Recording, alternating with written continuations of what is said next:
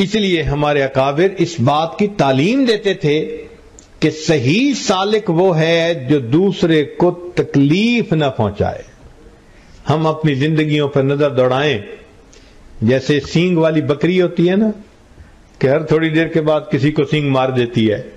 ہم بے سینگ کی بکری بنے ہوئے ہیں، یعنی سینگ تو نظر نہیں آتے لیکن حال ہمارا بے سینگ کی بکری کی طرح ہی ہے. ابھی اس کو دکھا دیا، کبھی اس کو دکھا دیا، کبھی اس کو رلا دیا، کسی پہ روب ڈال دیا، کسی پہ غصہ کر دیا. خود کہتے ہیں وہ جی غصہ آتا ہے مجھے قابو نہیں ہوتا. بھائی اللہ کے بندے، آج ہم سے ہمارا غصہ قابو نہیں ہوتا، کل اگر قیامت کے دن اللہ نے ہم پر غصہ فرما لیا تو پھر کیا بنے گا؟ اس لیے علماء نے لکھا ہے کہ جب کسی کو غصہ آئے اور وہ قابو میں نہ آ رہا ہو تو وہ سوچے کہ آج مجھے ان پہ غصہ کرنے کا موقع مل رہا ہے، کل قیامت کے دن آئے گا کوئی میرا بھی مالک ہے اور وہ مجھ پہ بھی غصہ دکھا سکتا ہے، پھر کیا بنے گا؟